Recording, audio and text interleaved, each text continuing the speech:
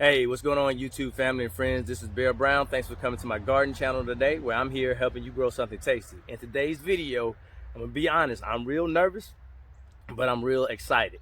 All right, I'm going to show you how to prune a fruit tree for beginners. I consider myself a beginner. This is only my third year with this fruit tree, and I'm gonna show you all that I know, and that's gonna help you make it a little easier for you to prune your trees. And so it shouldn't be as stressful. And if you make a mistake, guess what? My tree gonna be here tomorrow. It's gonna be here next month. It's gonna be here next year, where I can prune it again and I can correct my mistakes because it's fairly it's a young tree. All right, so if you make a mistake, you good to go. Don't worry about it.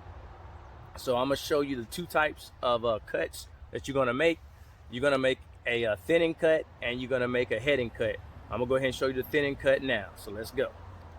All right, now if you see these branches going straight up, or you got branches that are crossing over another branch, you want to make sure that you cut all the crossing branches. So those are what we call thinning cuts.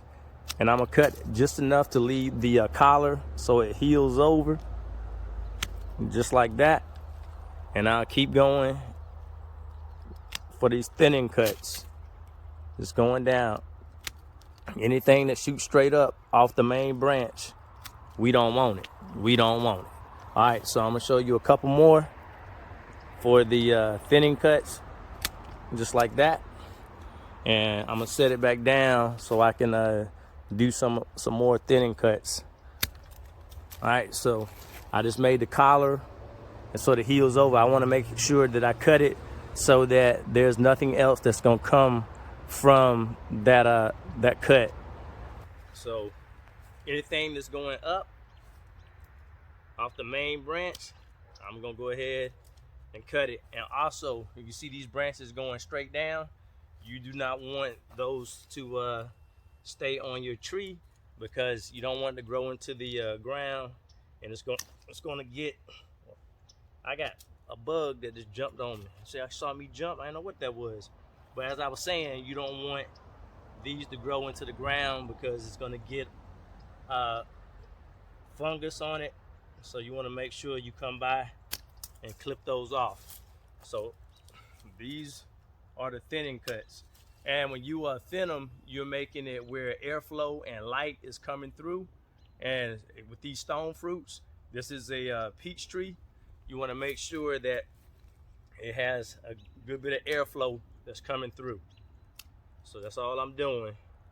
And I will tell you that I'm probably not gonna cut the entire tree, prune the entire tree, because I want to see how it's shaping, because there are a lot of different ways I can go with this tree, and I want to make sure I make the best choice as possible. And it's not gonna hurt the tree if you come back tomorrow or a couple days down the road, because this tree is in dormancy. All right, so I call this dormant pruning. It's still wintertime, the tree is asleep, but when spring comes, these cuts are gonna wake it up, and we're still gonna put on a lot of growth. And I want to make sure that that growth is in the direction that I want it to be in.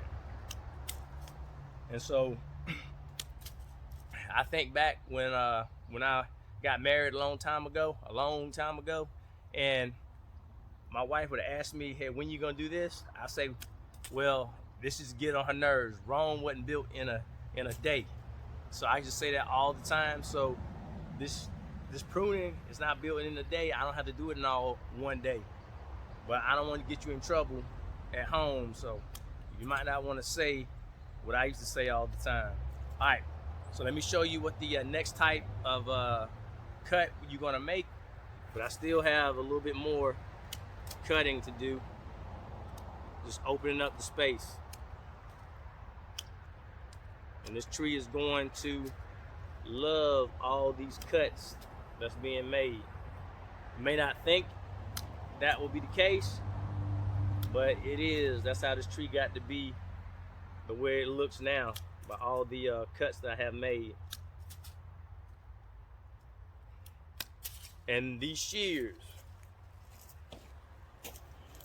if you need a good pair of shears, these are pruners, these Felcos. I got Felco 9s. I'm not sponsored by them in any way, but this is the 3rd year that I have been using these. I probably need to sharpen it, but these blades are real sharp. I will put a link in the description so that if you're in need of some real good shears, that you can go and click that link, and it'll take you to the location I got it from. I got it from Amazon.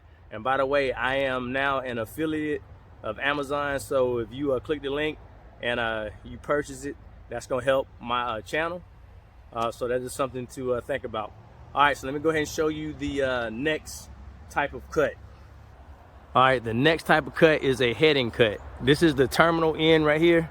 If I think that this branch is too steep and I want to change the angle of that branch, I could come down to look at the bud that's on the outside facing bud, and I can go ahead and clip just above it.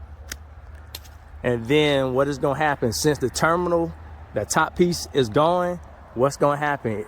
All the information and energy is going to go to the outward facing bud, and then a branch will come out from that bud. That's why you want to make sure it is a out facing bud. If I use the inside bud like this one, the branch is going to grow to the inside. Remember, we don't want the branch going to the inside. So I'll show you again, because I'm not gonna make sure.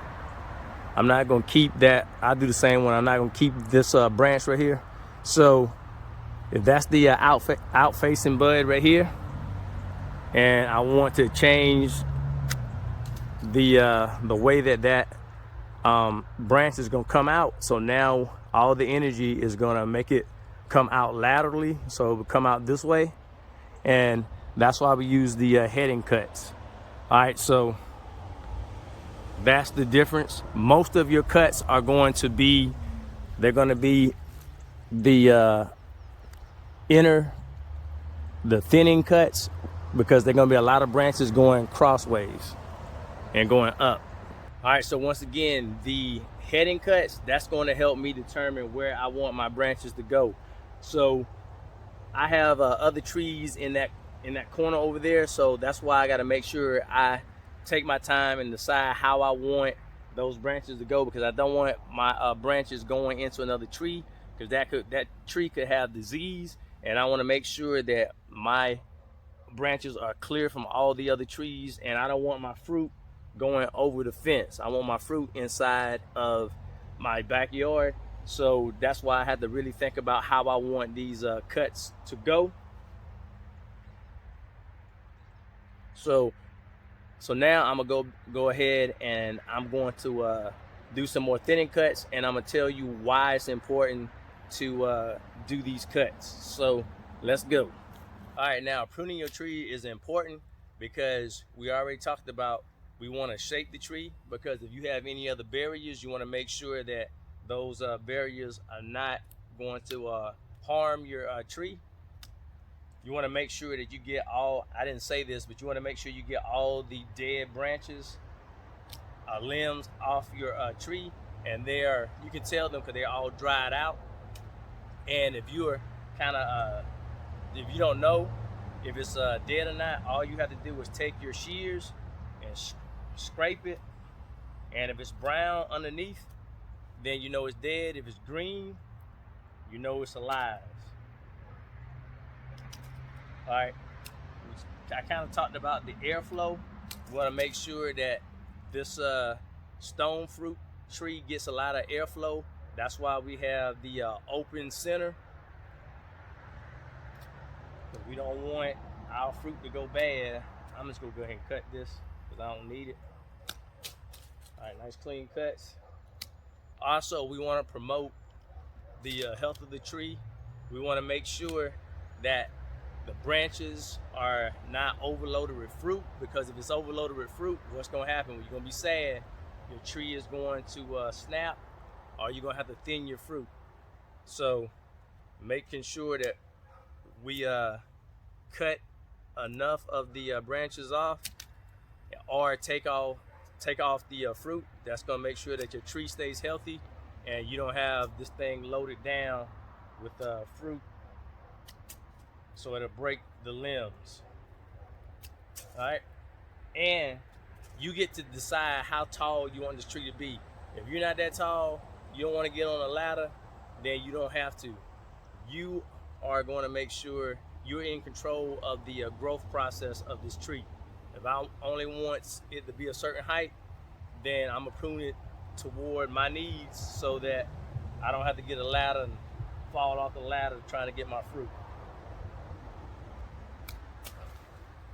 Look at all these cuttings that just came off that pruning of that peach tree. All right, now what you can do, or what I can do with these cuttings, I can try to root these to make more peach trees, and I can give them away, or if I want to, I can sell them.